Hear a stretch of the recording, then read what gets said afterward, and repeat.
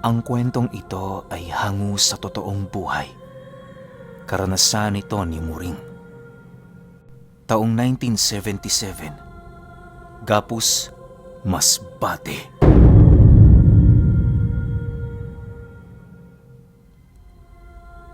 Itong mga panahong ito, kasalukuyang naninirahan sa isang malawak na lupain ang pamilya ni Muring. Milya-milya rin ang layo nila noon sa baryo, kung kaya't madalang lamang silang makapunta roon. Sa loob ng ilang dekadang pananatili nila sa lugar, naging maayos naman ang lahat. Kahit maliit lamang ang pamilya nila, hindi naman sila nababahala, lalo pat sa dulong parte ng kanilang lupain, naroon ang iilan nilang mga tiyuhin. Dahil sa sila-sila lang naman doon ang nakatira, kung kaya't lahat ng kanilang nais gawin ay nagagawa nila ng malaya. Di naman siya gaanong nababahala para sa seguridad ng kanyang mga anak, gawa ng madali niyang natutunugan kung merong panganib sa buong paligid. Minsan lang din sila makakita roon ng mga taong napapadpad, kung kaya't wala siyang ibang pinangangambahan maliban sa presensya ng mga taong napapadaan. Isang araw, habang nagtatanim ng mga gulay si Muring at ang asawa niya, dumating ang tiyuhin nilang naninirahan sa dulong parte ng kanilang lupa. Pagsilay nito sa kanilang kinaroroonan, dali-dali naman yung lumapit habang patuloy na palinga-linga sa paligid. Matapos naman niyang masipat ang aksyon nito, marahan naman siyang tumayo habang nagtatanong dito ng, "Bakit tiyo? May nangyari ba?" Matapos niya yung maitanong sa tiyuhin niya, agad din namang umikot ang kanyang paningin sa paligid, gawa ng nasisiguro niya na hindi normal ang pagbisita nito. Hapon kasi yun kung tumungo sa kanilang pamamahay, kaya na may labis na naging palaisipan sa kanya ang maaga nitong pagbisita. Nang marinig naman ng tiyuhin niya ang kanyang tanong, mahinahong sumagot naman yun sa kanya ng, "Muring, naparito ako para magbabala sa inyo. Kagabi meron ako nakitang dalawang taong naglalakad papunta rito. Hindi ko alam kung sino-sino ang mga yon, pero malakas ang kutob ko na hindi sila mga ordinaryo. Madali mo silang masisilayan sapagkat may mga nakatarak silang kandila sa ulo. Mabagal din ang kanilang paggalaw, kaya paniguradong bago pa man sila makalapit sa bahay mo, makikita mo na sila. Dobleng pag-iingat, Muring, sapagkat ang mga taong yon nagtatanga ng mabigat na presensya." Dagdag pa nito na napansin niya din sa mga nilalang na yon na kusa yung naglalaho kapag nasisinaga ng buwan ang lugar na kanilang kinaroroonan. Sa muling pagdilim ng paligid, kusa itong lilitaw ng di hamak na mas malayo na sa dati nilang lugar na kinatatayuan. Naniniwala din ng tiyuhin ni Muring na kung hindi mga amaranhig ang mga nilalang na yon, paniguradong kaparte ito ng angka ng mga aswang. Sa pagpapatuloy ng kanilang pag-uusap, doon inilahad ni Muring sa tiyuhin niya ang pagdadalang tao ng kanyang asawa. May kutob kasi siyang naaamoy ng mga ito ang sanggol, kung kaya't muli yung nagparamdam sa lugar nila. Ayon pa kay Muring na, bagaman hindi niya pa nasisilayan ang mga nilalang, nasisiguro niyang nagsasabi ng totoo ang tiyuhin niya. Bukod kasi sa pinalaki siyang may paniniwala sa mga nilalang na hindi nakikita, marami na din siyang pangyayaring nasaksihan na mayroong kaugnayan sa mga ito. Upang hindi na lumala ang sitwasyon, noon ding mismong araw, tumungo siya sa kanyang isa pang tiyuhin na naninirahan malapit sa baryo. Inaasahan na kasi ni Muring na makakatulong ito, lalo pat isa yung antingero. Bago niya nilisan ang kanilang tahanan, nakiusap muna siya sa tiyuhin niya na kung maaari, bantayan muna pansamantala ang bahay nila. Hindi kasi siya makakaalis roon hanggat walang nagbabantay sa kanyang pamilya. Naunawaan naman yon ng kanyang tiyuhin, kaya na may kahit marami pa yung gagawin, pinili nitong tumugon sa kanyang pakiusap. Sa pagbagtas ni Muring ng daan, wala siyang ibang inisip kundi ang kanyang sasabihin sa antingero niyang tiyuhin. Medyo nababahala din kasi siya, gawa ng kapag nagkataong marami yung ginagawa, walang duda, tatanggihan nito ang pakiusap niya. Sa pagdating niya sa bahay nito, bumungad sa kanya ang tiyuhin niyang nagbibiyak ng kahoy. Nagkataon ding wala yung pang-itaas na kasuotan, kaya na may kitang-kita niya ang medalyon nitong tinatangan. Paglapit niya rito, agad naman siyang tinanong ng kanyang tiyuhin kung ano ang dahilan ng kanyang pagbisita. Nang marinig naman yun ni Muring, hindi na siya nag-alangan pang ilahad roon ang tungkol sa mga bagay na inilahad ng tiyuhin niya. Matapos namang marinig ng kanyang tiyuhin ang lahat ng kanyang istorya, dahan-dahan naman yung napatingin sa kanya habang seryosong sumasagot ng, "Demonyong nakita ng kapatid ko. Tama ka. Pupunta nga sila sa bahay mo. Kalimitang pagkain ng mga yan, karne ng tao. Yun nga lang, ang ina ng mga sanggol ang paborito nilang pagkain. Hintayin mo ako rito. Magbibihis lang ako." Ayon sa kanyang tiyuhin, na ang mga nilalang na yon ay ang mga uri ng gabunan na matagal nang nakahimlay sa ilalim ng lupa. Kusa yung nagigising kapag nakaramdam ang mga ito ng mga nagdadalang tao na sakop ng kanilang pinagpapahingahan. Naniniwala din ang tiyuhin niya na inaabot ng 5 buwan bago tuluyang manumbalik sa normal nilang katayuan ang mga nilalang na yon. Sa loob ng mga buwang yon, pilit nilang ibinabalik ang kanilang mga wangis upang makibagay sa mga taong kasalukuyang nabubuhay sa kanilang paligid. Dagdag pa nito na, sa kabila ng pagbabalat kayo ng mga demonyo, patuloy na nangingibabaw sa kanilang mga katawan ang sumpa na kanilang tinatangan. Kailan may hindi sila magkakaroon ng anino at patuloy na mag-iiral sa kabila ng liwanag na pumapalibot sa mundo. Kusang naglalaho ang mga nilalang na yon kapag nasinagan sila ng kahit na anong liwanag na ginagawa ng mga bagay na nasa panig ng kanan, kagaya ng buwan at apoy. Matapos naman yung malaman ni Muring, halos hindi niya maiwasang kabahan. Kahit naman sino siguro matatakot, lalo pat mismong demonyo ang kanilang makakalaban. Makalipas lamang ang ilang minuto, kasalukuyan na nga nilang binabagtas ang daan pabalik sa bahay niya. Habang papalapit sila roon, panay naman ang kanilang pag-usap ukol sa mga bagay-bagay na kinakailangan nilang gawin pagsapit ng gabi. Kung hindi kasi nagkakamali noon ang kanyang tiyuhin, hindi magpapakita ang buwan sa susunod na 3 gabi. Napakamapanganib nito para sa kanila, lalo pat pinakakailangan nila noon para magapi ang mga nilalang ay ang liwanag na nanggagaling dito. Sa pagdating nila sa kanilang tahanan, inutusan siya ng tiyuhin niyang gumawa ng maraming sulok upang maipwesto nila ito sa bawat sulok ng kanilang bakuran. Yon ang una nilang depensa para maiwasan ang mga nilalang na makalapit sa tahanan nila. Upang maisakatuparan ni Muring ang nais ng kanyang tiyuhin, nagpasya siyang punitin ang kalahati sa mga damit na sinusuot nila. Kahit alam niyang ang iilan sa mga ito ay para sa anak niya, wala siyang magagawa sapagkat doon nakasalalay ang kaligtasan ng kanyang mag-ina. Kinahapunan, matapos niyang gumawa ng sulok, nasipat niya ang kanyang tiyuhin na sinusuotan ng medalyon ang kanyang asawa. Pinaupo din yun sa pinakagitna ng bahay nila kung saan napapalibutan ito ng mga bagay na nagsisilbing pangontra laban sa mga aswang.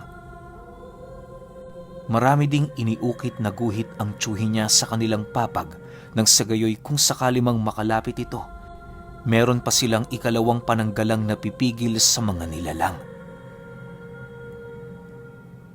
Sa pagsapit ng takip silim, panay naman ang kanilang ginagawang pag-uusap ng kanyang tiyuhin.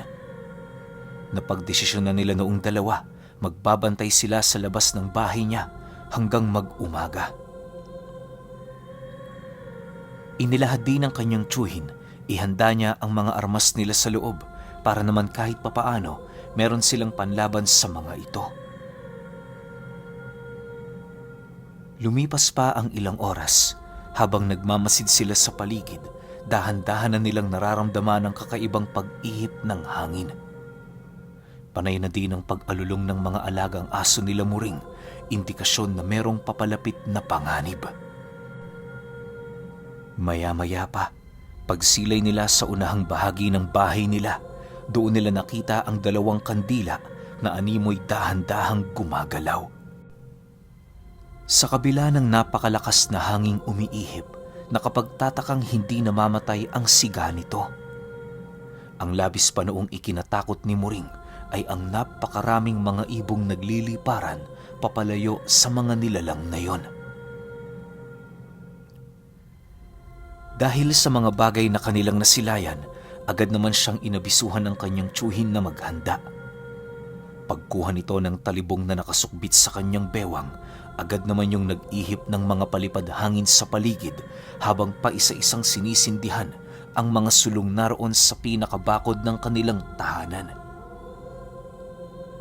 Minabuti din ng tiyuhin niya na maraming langis ang dumadaloy roon upang hindi ito basta-bastang mamamatay sa oras na utusan ng mga demonyo ang mga elementong nakikipaglaro sa paligid. Sa pagpatak pa noon ng ilang minuto, doon na nila nasilayan ang wangis ng mga nilalang na animoy naglalaho dahil sa liwanag na ibinibigay ng mga sulo. Pagsipat doon ng tiyuhin niya, panay naman ang ginagawa nitong pagmumura sa paniniwalang magagawa nitong masindak at maitaboy ang mga nilalang na yon. Subalit sa kabila ng kanyang mga ginagawa, nakapagtatakang hindi man lang natitinag ang mga demonyo. Sa pagdating ng puntong wala na silang pagpipilian, buong tapang naman siyang inabisuhan ng kanyang tiyuhin na maghanda sa mga susunod na mangyayari. Hindi rin yun nangako sa kanya na makakauwi siya ng buhay sa paniniwalang hindi pangkaraniwan ang lakas ng kanilang mga kalaban. Pagkuha nila ng 2 sulo, dali-dali naman nila yung sinugod upang dalhin na sa mga ito ang digmaang kanilang hinahanap. Habang papalapit sa mga nilalang ang magtiyo, tanging panalangin lamang noon ni Muring mailigtas sa tiyak na kapahamakan ng kanyang mag-ina. Nang ilang dipa na lamang ang lapit nila sa mga nilalang, bahagya naman silang natigilan sa harapan ng mga ito. Itinarak nila sa lupa ang mga dala nilang sulo upang masigurong hindi yun basta-bastang mamamatay sa oras na magdesisyon na silang sugurin ang mga nilalang. Matapos nila yung maisakatuparan, doon nila bahagyang nasisipat ang mga naglalahong wangis ng kanilang kalaban. Paglalarawan niya sa mga ito, may hahalin tulad mo lamang yon sa mga ordinaryong tao, subalit nagtataglayo ng kakaibang wangis at anyo.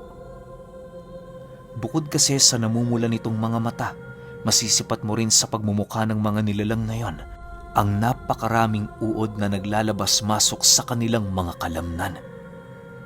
Paika-ika din ang paglalakad ng mga ito sa kadahilan ng karamihan sa mga buto nilang nagsisidugtungan ay nakausli na. Dagdag pa ni Muring, nagtataglay din ng kakaibang baho ang mga nilalang na yon dahil sa tinagal-tagal na nilang pananahimik sa ilalim ng lupa.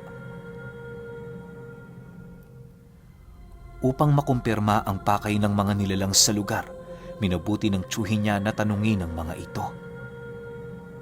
Habang yon ay nagsasalita, panay naman ang pagramdam nito sa mga nilalang upang hindi sila basta-bastang masurpresa sa gagawin nitong pag-atake.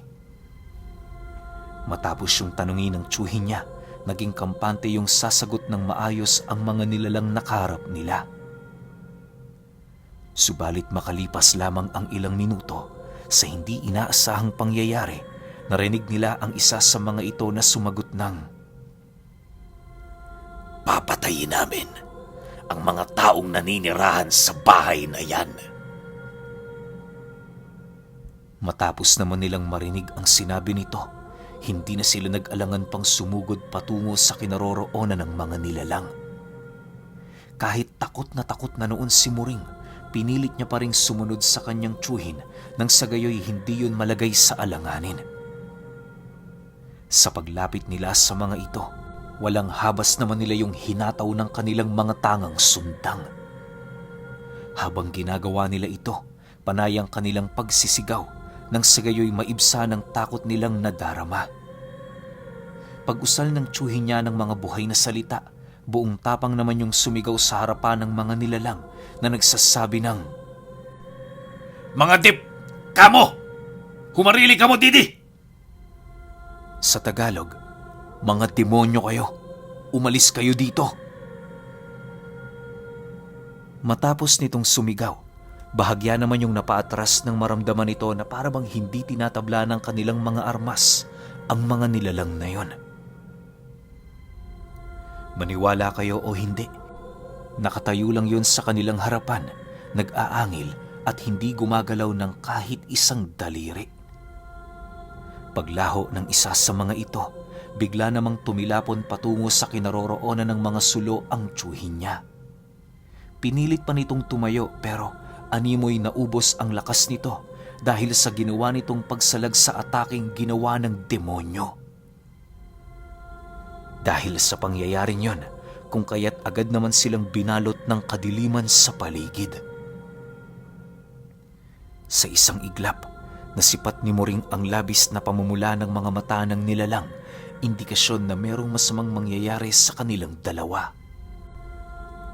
Upang tuluyan silang makatakas sa tiyak na kamatayan, hindi na siya nag-alangan pang hilahin ng tiyuhin niya pabalik sa bakuran ng bahay nila. Inaasahan niya na kasing mabagal ang paggalaw ng mga nilalang na yon, kung kaya't magagawa niya pang mag-isip ng paraan kung papaano talunin ang mga ito. Makalipas lamang ang ilang minuto, pansamantala muna niyang pinahiga sa gilid ng pinto ang kanyang tiyuhin habang nag-iisip ng mga gagawin. Nang pumasok sa isipan niya na sunugin ang mga natitirang damit nila, dali-dali naman niya yung ginawa.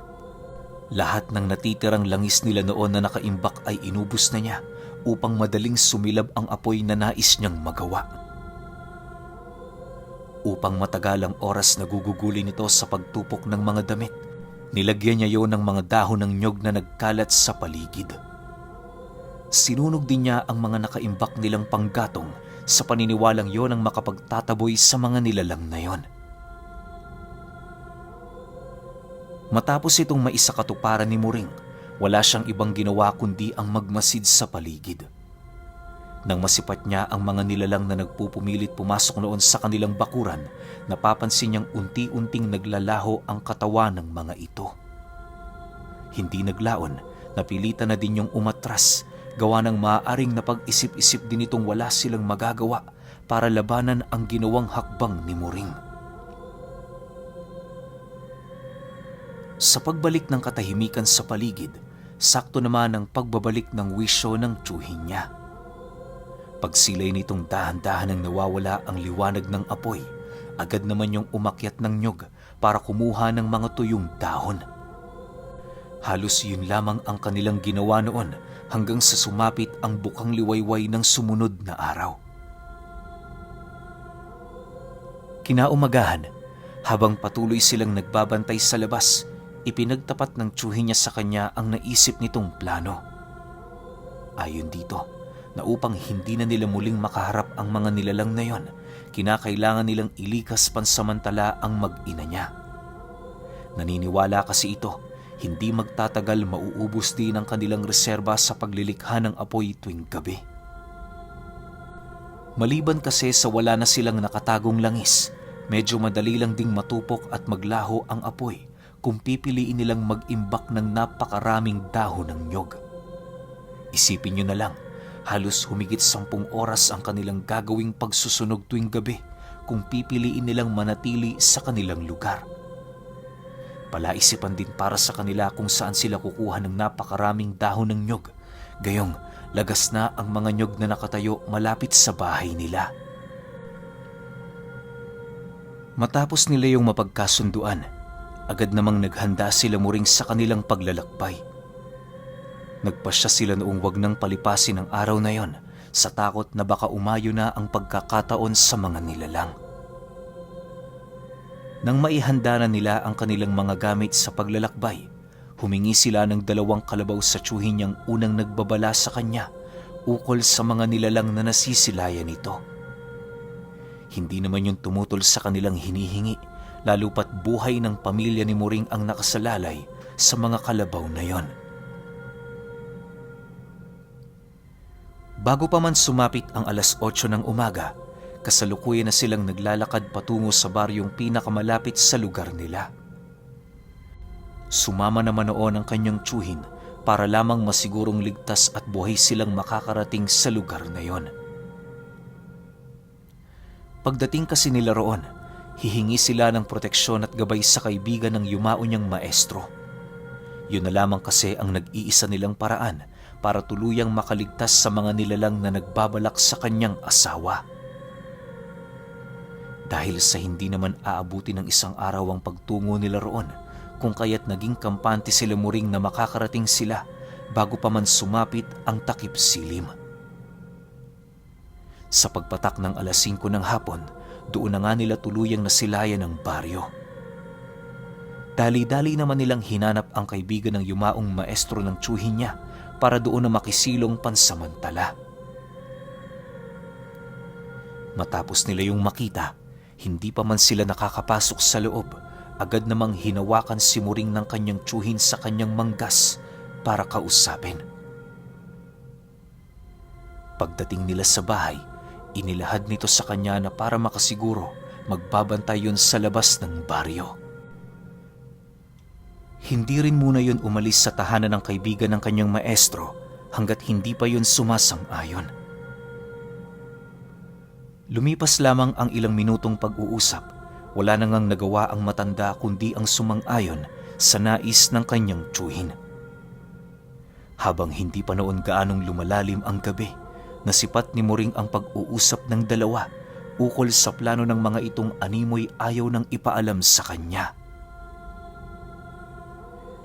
Dahil sa hindi naman siya tsismosong tao, pinili na lamang niyang ipagsawalang bahala ang mga kaganapang kanyang nakita.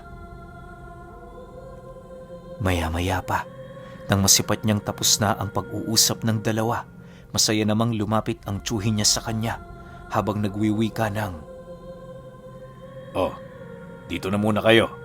Aalis na ako. Magkita na lang tayo bukas, Muring. Ingatan mo yung pamilya mo." Kasabay ng pagwika nito, ay siya namang dali-dali nitong paglakad papalayo. Matapos naman yung marinig ni Muring, tila bang kinabahan siya sa tono ng pagpapaalam ng kanyang tiyuhin.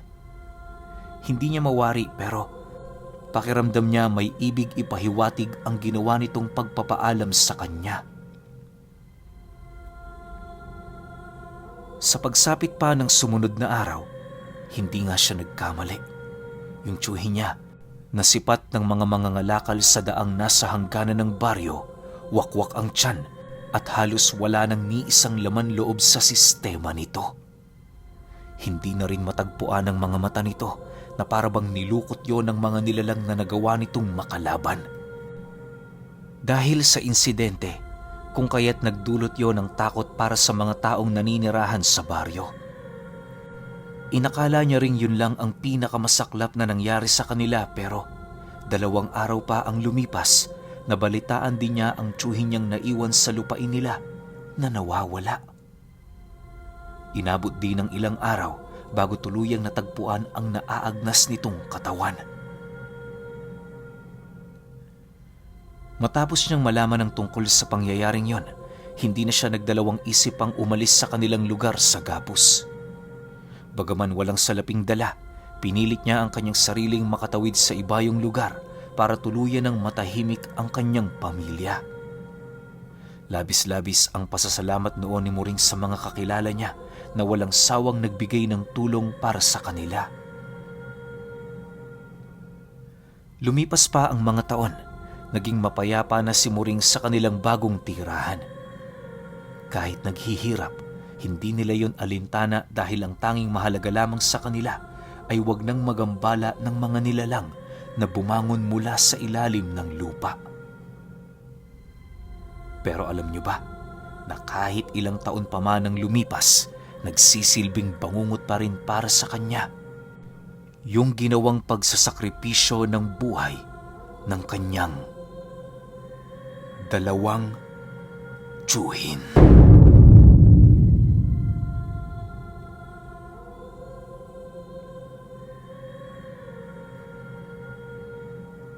Okay, opinyon ko sa kwento. Nakakalungkot, no? Na gusto lang naman tumulong ng dalawang tiyuhin niya sa kanila tapos sila pa yung napahamak. Pero ang pinagtataka ko lang, bakit kaya kailangan pang bumalik ng mga tiyuhin nila sa kani-kanilang mga lupain? Do yung isa sa lupain ni Muring pumunta, tapos yung isa naman doon lang sa sarili niyang lupain. Bakit pa? Kasi ando naman yung kaibigan niya di ba? Yung kaibigan ng tiyuhin neto ni Muring, tutulungan naman sila eh. Siguro, mas maganda sana kung nakidigma na lang sila sa bahay na yun, no? Siguro mas magandang kwento yun. Pero, syempre, di naman natin pwedeng baguhin to para lang magtunog maangas. Yun talaga yung nangyari. Namatayan siya ng dalawang tiyuhin. Para sa akin, nakakalungkot yung kwento. Pero, sobrang galing ng tiyuhin niya. Bayani yun kung may tuturing. Pero kayo, kung may opinyon kayo sa kwentong ito, comment nyo lang sa baba. Yun lang. Hanggang sa susunod na kwento. Salamat.